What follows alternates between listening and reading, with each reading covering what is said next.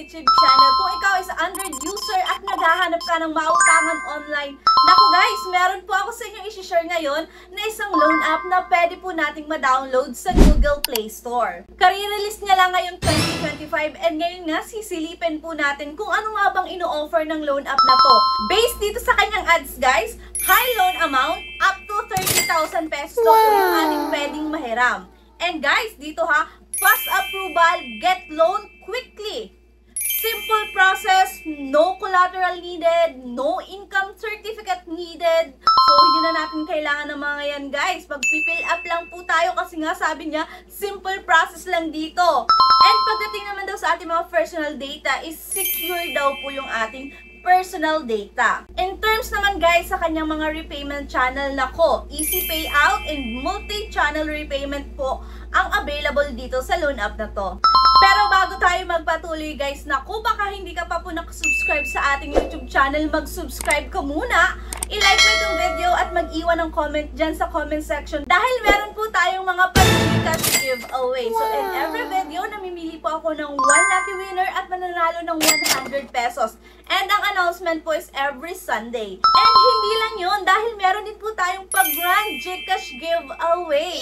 So tamang-tama guys, dahil May na po ngayon, ako meron na namang mananalo na 3 winners para po sa ating pag-grand Gcash giveaway. And ang announcement naman po nito is every last Sunday of the month. Kaya na kung ano pang iniintay nyo, nanood lang kayo and baka manalo pa kayo. Kaya naman, mag-subscribe na kayo dyan sa YouTube channel natin, i-like itong video at mag-iwan ng comment dyan sa comment section. So for today's vlog nga guys, isang loan app po na pwede po nating ma-download sa Google Play Store ang ating i-review at ating sisilipin. And ang loan app pong ating pag-uusapan ngayon is si Peso Maxi na pwede po nating ma-download sa Google Play Store. And ito po is under ni JT Philippines Lending Technologies Incorporation. As of now, meron pa lamang po siyang 3.7 star and 115 reviews. So, medyo kokonti pa guys yung kanyang reviews and medyo mababa yung kanyang star ha. So, disclaimer lang guys ha, hindi po tayo agent or promoter ni Peso Maxi. So, nag-share lang po tayo kung ano nga bang ino-offer ng loan app na to. And para rin po matulungan kayo sa pag-decide kung maglo-loan nga ba kayo sa mga loan app na ating nakikita sa Google Play Store. So, wag na natin patagalin guys, i-open na po natin si Peso Maxi. So, ayan guys, dito nga, request for permission po agad ang ating makikita and kailangan lang po natin itong i-continue.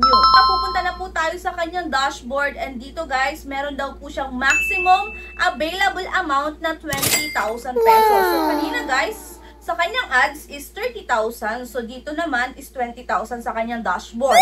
And ang kanyang term daw guys is up to 150 days. And ang APR rates as low as 15.25%. So, i-click ko na guys dito yung apply and then kailangan lang po natin dito maglagay ng ating active phone number. And then, click po natin yung OTP login/register. And then, meron po tayong matatanggap na OTP. So, ilalagay lang natin yan dyan guys. So, alam na natin yan. And then, babalik ulit tayo guys sa kanyang dashboard. So, kanina, 20,000, diba? So, ngayon naman, nadagdagan na siya. Nagi na po siyang 36,000 pesos. Ang kanya pa rin pong term is up to 150 days. And ang kanya pong interest is 1%. Kung mapapansin nyo guys, meron siya ditong product list. So, andito po si Peso Cash. Ang maximum loanable amount daw po is 36,000. And meron din po siyang loan term na 150 days and same interest po. So, kailangan muna natin guys i-provide dito yung ating basic information. Dito guys ha, nanghihingi po siya ng Facebook username. But the good thing is, optional lamang. So, nasa sa atin na guys, kung ilalagay po natin dito yung ating Facebook username or hindi. Pero, to be safe guys, huwag nyo na pong ilagay, diba?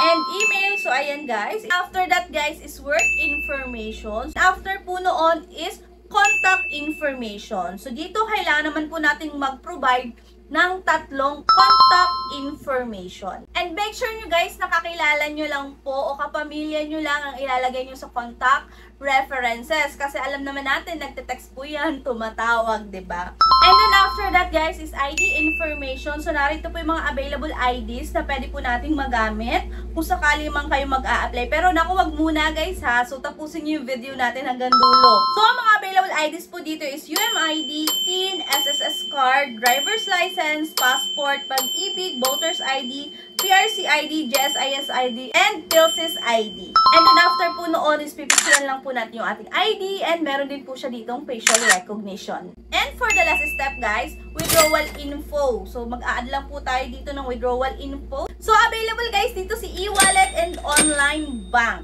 Sa e-wallet naman guys, available po dito si GCash, si PayMaya, si GrabPay, si Coin. So, 4 lang po yung available na e-wallet. So, after po natin i-provide lahat ng mga information na hinihingi ni Peso Maxi, ayan guys, reviewing your information. So, 17 seconds. So, and then, after po noon, ayan na guys, wala pa siyang 5 seconds. Narito na po yung loan offer sa akin. And guys ha, 1,000 po yung loan amount na offer sa akin. And kung makikita nyo dito guys, 7 days lang po siya. Hindi totoo yung 150 days. Naku, ano ba naman yan? And ayan, gustusin natin yung kanyang loan details. So, sa 1,000, ang marireceive ko na lang daw po is 600 pesos. Kagandahan naman dito guys is transparent siya. So, pinapakita niya talaga para makapag-decide po talaga tayo ng mabuti.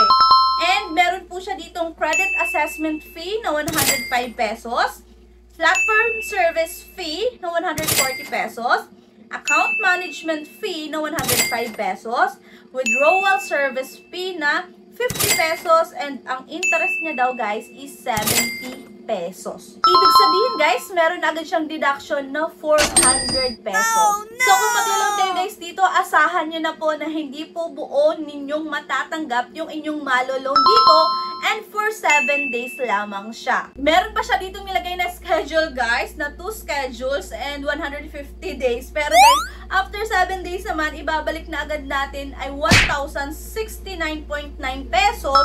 And ang pangalawa naman guys is 0.1 pesos na lang. So, nonsense din guys yung kanyang 150 days. Kasi ang totoo talaga is 7 days lang talaga. So, ayan guys, yan po yung mai-offer dito ni Peso Maxi. Ano sa palagay nyo? Okay nga ba siyang utangan? So, kung kayo guys ang mag-decide, itatry nyo ba itong si Peso Maxi? And i-share nyo naman guys dyan sa comment section kung magtatry ba kayo o hindi. Sa mga nakatry naman dyan kay Peso Maxi, kamusta naman po ang inyong experience? I-comment nyo din po dyan sa comment section.